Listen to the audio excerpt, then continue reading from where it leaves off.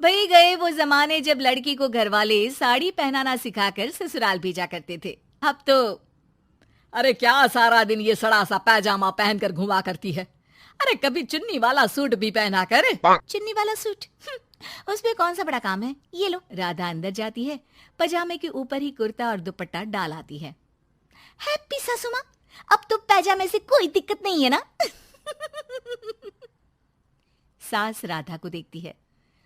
हाँ कोई दिक्कत तो नहीं, लेकिन बहू तो बहू की तरह ही अच्छी लगती है ना।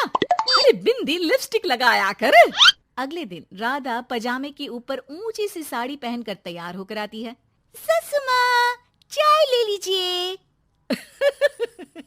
अरे राधा, ये क्या झोकर बनी हुई है। अरे साड़ी के नीचे से पजामा दिख रहा है। अरे तो कोई बात नहीं है ना ससु माँ, आप ही को तो बहू ऐसी चाहिए थी ना, बहू जैसी। अब मैं क्या करती। तभी वहां श्याम आ जाता है। अरे राधा, माँ के कहने का मतलब है कि साड़ी मतलब सिर्फ साड़ी। आप भी ना पागल हो गए हैं क्या। सिर्फ साड़ी तो सत्यम शिवम सुंदरम की जिन्नत अमान ने पहनी थी। अरे लोग देखते तो थे जी भर भर के, लेकिन आंखें बंद करके। कैसी बातें कर रहे हैं आप। अरे मोहल्ले वाले क्या कहेंगे ना। अरे बस बस श्याम, तू चुप हो जा। ये औरतों के बीच में मत बोला कर।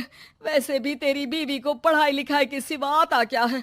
कल को सिर्फ साड़ी पहनकर निकल आई ना बाबा ना, हंगामा हो जाएगा। अरे बहू, वो कहना ये चाह रहा था कि नीचे ये तू जो पजामा सजा लेती है ना, वो नहीं पहनना है ना। राधा सास की बात सुनकर परेशान सी हो जाती है। वो समझ नहीं पाती कि उसे क्या करना है। मैं कैसे इन लोगों को समझाऊं कि मैंने बचपन से ही सिर्फ पैजामे ही पहने हैं। मेरी शादी के दिन भी लहंगे के नीचे पजामा ही तो था। अरे किसी को पजामे से क्या दिक्कत हो सकती है। क्या करूं मैं। राधा रोने लगती है, जिसे उसका पति देख लेता है। अरे अरे मेरी प्यारी राधा, रो क्यों रही हो। अच्छा चलो, शाम को तुम्हें घुमाने लेकर चलता हूँ, और इतना ही नहीं, मैं तुम्हें शॉपिंग भी करवाऊंगा। राधा ये सुनकर खुश हो जाती है। ओह, आइसक्रीम के साथ शॉपिंग, वाह। मैं भी लिस्ट बना लेती हूँ कि क्या क्या लेना है मुझे। बस फिर क्या था, राधा बैठ जाती है लिस्ट बनाने। माँ देख, तेरी सारी समस्या का मैंने समाधान कर दिया। अरे ऐसा क्या कर दिया, पजामे वाली को छोड़ दिया क्या तूने। अरे कैसी बात कर रही हो माँ, पजामे वाली नहीं, राधा नाम है उसका। तभी डोरबेल बजती है और पड़ोस की चाची घर आती है। उनके हाथ में एक पजामा होता है। अरे मैंने सोचा कि ये कपड़ा सड़क पर गिरा था, किसी ने सुखाने डाला होगा। अब ना ये पेटीकोट जैसा था, ना ही पतलून जैसा। तभी मैं समझ गई ये राधा बहू का पजामा होगा। तो पहनती है ना ये। अरे चाहे पार्टी वेयर हो या फिर घर का कपड़ा, तुम्हारे बेटे की शादी के एल्बम देख रही थी, बहू ने तो लहंगे के नीचे भी पजामा पहना था। ठीक है चाची, दे दिया ना पजामा। अब पजामा पुराण मत सुनाओ, चली जाओ। चाचा जी के खांसने की आवाज आ रही है, जाकर पानी दे आओ उन्हें। अरे हाँ हाँ, जोरू का गुलाम जा रही हूँ मैं। चाची के जाने के बाद, अरे अड़ोस पड़ोस वालों को बोलकर क्या फायदा होगा बेटा। अब तो घर मशहूर हो जाना ही है पजामे वाली बहू के नाम से। तभी वहां ससुर आ जाते हैं। अरे वो पीछे वाले घर के शर्मा जी ने तो घर के पोस्टल एड्रेस में यही लिखना शुरू कर दिया है, पजामे वाली बहू के घर के पीछे गली नंबर 7। अरे बस बस, आ गए तुम। दुकान आज जल्दी बंद कर दी। अरे क्या करूं, ये टाइट पैंट पहनकर बैठा नहीं जाता दुकान में। ज्यादा देर हुई तो थोड़ी देर पीठ सीधी करने घर चला आया। वैसे आज माँ बेटा साथ में क्या बातें कर रहे हैं। हाँ अरे हाँ, बातों से याद आया। बोल रहा है कि पजामे वाली प्रॉब्लम का सलूशन ढूंढ लाया है। जरा बता दो बेटा, क्या समाधान निकाला है। वो मैं ना माँ आज राधा को शॉपिंग के लिए ले जा रहा हूँ।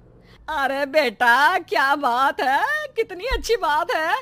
हाँ माँ, इतना ही नहीं, वो तो पूरी लिस्ट तैयार कर रही है कि वो क्या क्या खरीदेगी। जब इतना खरीदेगी तो कुछ अलग तो पहनेगी ही ना। उधर राधा बाजार जाने के लिए पजामा टी शर्ट पहनकर तैयार हो जाती है। चलिए जी, मुझे काफी सामान लेना है। पति श्याम उसे बाजार ले जाता है, जहां राधा एक नहीं, दो नहीं, बल्कि 12 पजामे खरीदती है, वो भी अलग अलग रंगों के। और वो सारे पजामे लेकर घर आ जाती है। अरे आ गई बहू रानी, क्या लेकर आई हो? पिताजी ये देखिए, आपके लिए ये पजामा लेकर आई हूँ, प्योर खादी का है। पैंट लुक में इसे आप दुकान में भी पहनकर जा सकते हैं। और खुद कह लिए ये 12 पजामे, हर रंग, हर प्रिंट के। राधा अपने कमरे में चली जाती है, लेकिन सास सर पर हाथ रखकर बैठ जाती है। अरे फूटी किस्मत, भाग्य में साफ सुथरी सजी धजी बहू दिखना लिखाई नहीं है तो क्या किया जा सकता है। अरे बाजार गई भी तो क्या लेकर आई, ये सड़े पैजामे। राधा इस बार फिर सास का रोना सुन लेती है। मैं क्या करूं भगवान, साड़ी में डर लगता है कि कहीं फंस कर गिर न जाऊं।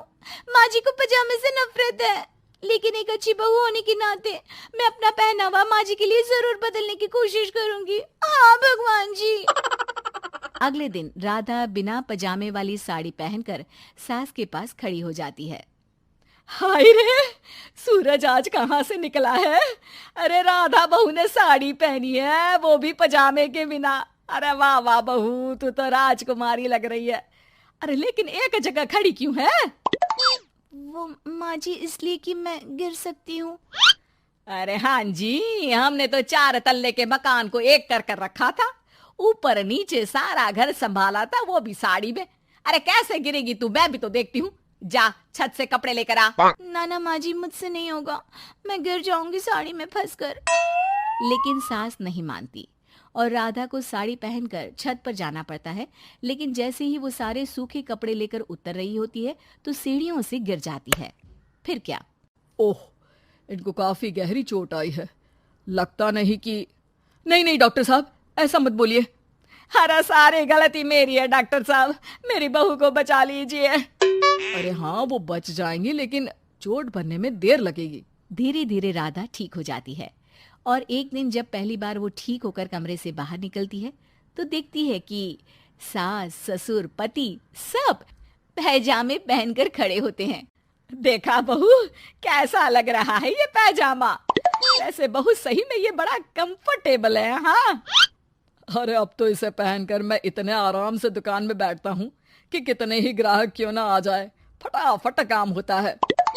मुझे माफ कर दीजिए माँ जी, मैं साड़ी पहनने की पूरी कोशिश करूंगी।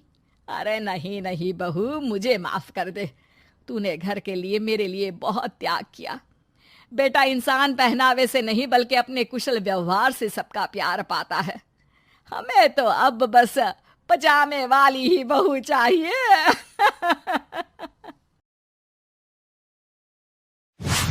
सुरुचि ने प्रवचन सुन सुन के प्रतिज्ञा ले ली थी कि अब वो कोई भी पाप नहीं करेगी, सबसे अच्छे से बात करेगी, किसी के साथ बुरा नहीं करेगी। बहू, ये मच्छर तेरे गाल पे कब से बैठा है? अरे काट लिया तो गाल गुलाब की तरह लाल कर देगा। बैठे रहने दो माँ जी, उसे आराम करना होगा।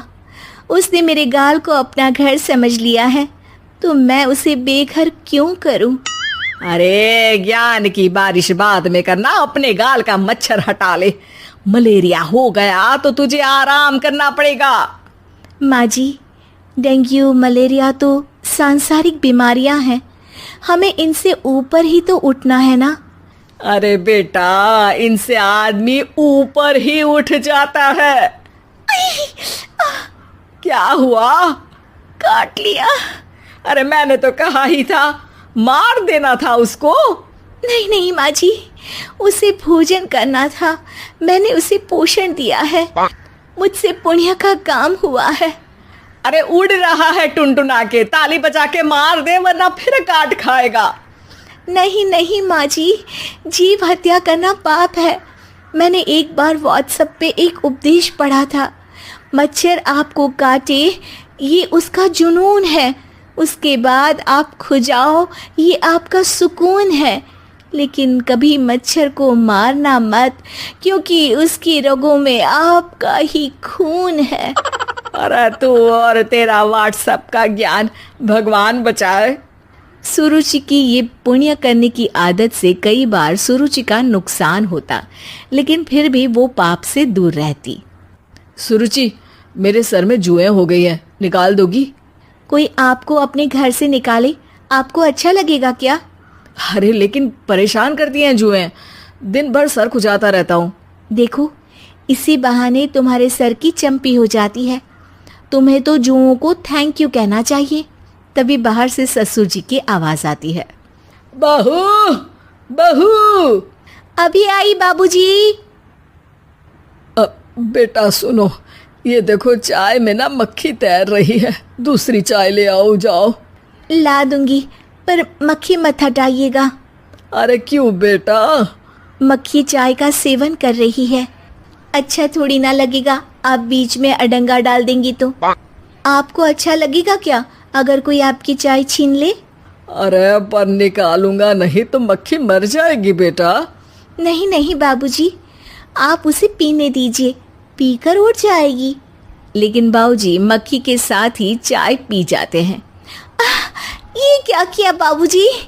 अरे मक्खी सिर्फ चाय ही क्यों पिए, आज सुबह मैंने मिठाई भी खाई है, पेट में ही है, वो पेट में चाय भी पीती रहेगी और मिठाई भी खाती रहेगी। सुरुचि को समझ में नहीं आता कि वो बाबूजी के इस कारनामे पर क्या जवाब दे। वो सास के पास जाती है। सास के हाथ में एक खटमल मारने की दवाई है। माँ जी, आपके हाथ में ये क्या है?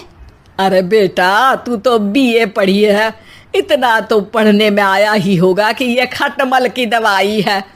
माँ जी, आप क्यों मार रही हैं खटमल? मत मारिए माँ जी, आप अपनी नींद के लिए खटमलों को हमेशा के लिए सुला देना चाहती हैं।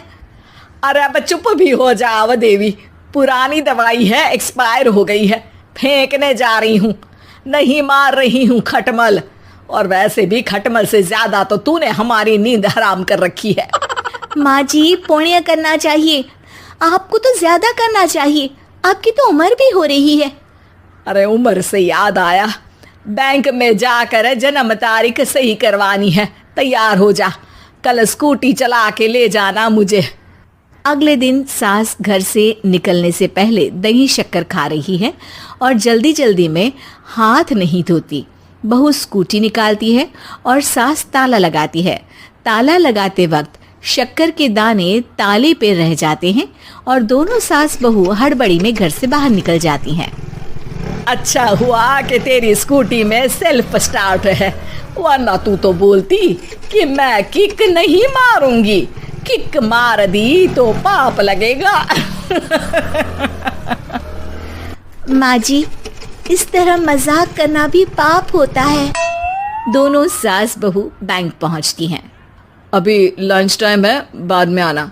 अरे भाई साहब सुन तो लो, करवाना क्या है? अरे जन्म तारीख बदलवानी है, कैसे बदलेगी? अब किसी और तारीख को पैदा हो जाओ। यही चुटकुला आप अपने मैनेजर को भी सुना पाओगे ना? वो भी हंस ले थोड़ा, अभी बुलाती हूँ। अरे अरे रुकिए रुकिए, ये फॉर्म भरिए और आधार कार्ड दीजिए।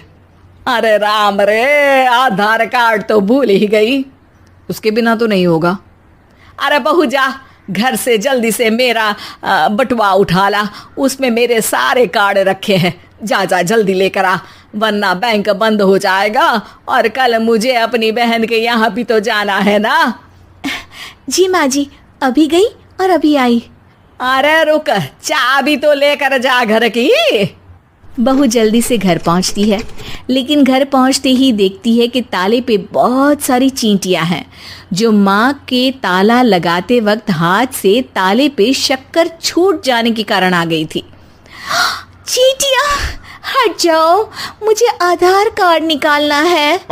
बहू चींटियों को हटाती नहीं है, उनसे मिन्नतें करने लगती है।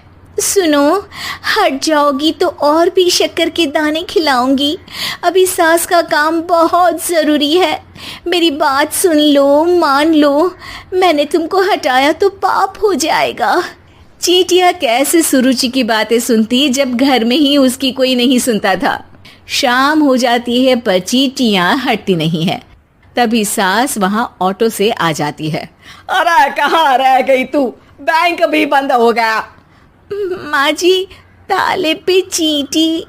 सास पूरा माजरा समझ जाती है और बहू से कहती है, एक बात बता, सोच के देख, अगर मुझे खून की बोतल चढ़ानी पड़ी और उस पर चींटी बैठी हो तो बोतल से चींटियों को हटा के मुझे बचाएगी या चींटियों को वहीं बैठा रहने देगी?